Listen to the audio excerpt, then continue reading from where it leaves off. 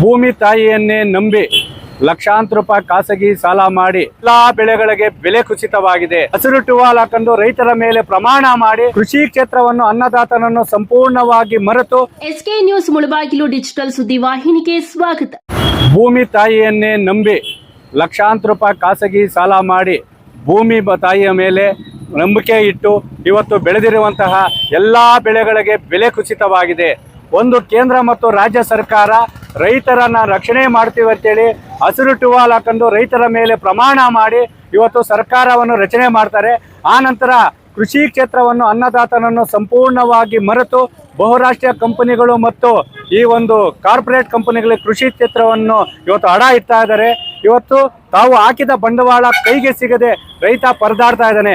ಆಲೂಗಡ್ಡೆ ಬೆಳೆದಿದ್ದಾರೆ, 6 ವರ್ಷದ ನಂತರ ಉತ್ತಮವಾದಂತಹ ಫಸಲು ಬಂದೈತೆ. ಆದರೆ ಮಾರುಕಟ್ಟೆಯಲ್ಲಿ ಬೆಲೆ ಕುಸಿತದಿಂದ ಆ ಗಡ್ಡೆನ ತುಂಬೋರೇ ಇಲ್ಲ, ತೋಟಗಳಲ್ಲೇ ಕೊಳಿತಾ ಇದೆ. ಇನ್ನು ಟೊಮಾಟೊ ಈಗಂತೂ ಚಿಗುರ್ತಾ ಇದೆ, ಮತ್ತೆ ಆ ಒಂದು ವ್ಯಾಪಾರ ಸಂಪೂರ್ಣವಾಗಿ ಕುಸಿತ ಆಗ್ತಾ ಇದೆ. ನಾವು ಕೇಳ್ತಾ ಇರೋದಿಷ್ಟೇ, ಕೇಂದ್ರ ಮತ್ತು ರಾಜ್ಯ ಸರ್ಕಾರಕ್ಕೆ ಇವತ್ತು ಲಕ್ಷಾಂತರ ರೂಪಾಯಿ ಬಂಡವಾಳ ಹಾಕಿ ಬೆಳೆ ಬೆಳೆದಿರುವಂಥ ರೈತ ಇವತ್ತು ಬೀದಿಗೆ ಬಿದ್ದಿದ್ದಾನೆ. ರಾಷ್ಟ್ರೀಕೃತ ಮತ್ತು ಸಹಕಾರ ಬ್ಯಾಂಕ್ಗಳಲ್ಲಿ ರೈತರು ಮಾಡಿರುವ ಕೃಷಿ ಸಾಲವನ್ನು ಸಂಪೂರ್ಣವಾಗಿ ಮನ್ನಾ ಮಾಡಬೇಕು. ಮತ್ತು ರೈತರಿಗೆ ಯಾವುದೇ ಷರತ್ತು ಇಲ್ಲದಂತೆ 10 ಲಕ್ಷದವರೆಗೆ ಕೃಷಿ ಸಾಲ ನೀಡಬೇಕು. ಸ್ಥಗಿತವಾಗಿರುವ ನರೇಗಾ ಕಾಮಗಾರಿಯನ್ನು ಮುಂದುವರಿಸಬೇಕು. 365 ದಿನಗಳ ಕಾಲ ದುಡಿಯುವ ಕೈಗೆ ಕೆಲಸ ನೀಡಬೇಕು. ಮತ್ತು ಯುದ್ಧದ ನೆಪದಲ್ಲಿ ಕೃಷಿ ಕ್ಷೇತ್ರಕ್ಕೆ ಅವಶ್ಯಕತೆ ಇರುವ ಕೃಷಿ ಉಪಕರಣಗಳನ್ನು ಮತ್ತು ಕಚ್ಚಾ ತೈಲಗಳನ್ನು ಏನು ನೆಪದಲ್ಲಿ ಇವತ್ತು ಬೆಲೆ ಏರಿಕೆ ಮಾಡಿ ಅದರ ನಿಯಂತ್ರಣಕ್ಕೆ ವಿಶೇಷವಾದ ತಂಡವನ್ನು ರಚನೆ ಮಾಡಬೇಕು.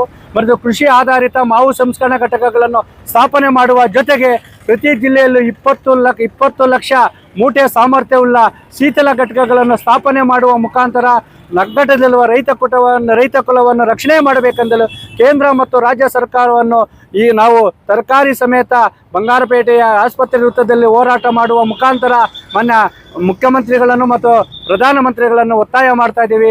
ರೈತ ಉಳಿದರೆ ದೇಶ ಉಳಿತದೆ. ರೈತ ಏನಾದ್ರೂ ಇವತ್ತು ಬೀದಿಗೆ ಬಿದ್ದಿದ್ದಾನಂದ್ರೆ ಆ ಶಾಪ ನಮ್ಮನ್ನಾಳುವ ಸರ್ಕಾರಕ್ಕೆ ತಡೆದ ದೂರ ಇಲ್ಲ. ಅದಕ್ಕೆ ಹೇಳ್ತೇನೆ, ಆ ಕಷ್ಟಪಟ್ಟು ಬೆಳೆದಿರುವ ರೈತರ ಬೆವರಿಗೆ ತಕ್ಕಂತೆ ನೀವು ಅವರಿಗೆ ಬೆಲೆಯನ್ನು ನೀಡಬೇಕು.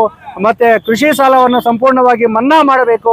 ಹೊಸದಾಗಿ ಕೃಷಿ ಸಾಲವನ್ನು ನೀಡಬೇಕಂತೇಳಿ ರೈತರ ನ್ಯಾಯಯುತ ಬೇಡಿಕೆಗಳನ್ನು ಈಡೇರಿಸಬೇಕೆಂದು ಕೇಂದ್ರ ಮತ್ತು ರಾಜ್ಯ ಸರ್ಕಾರವನ್ನು ಒತ್ತಾಯ ಮಾಡ್ತಾ ಇದ್ದೀವಿ.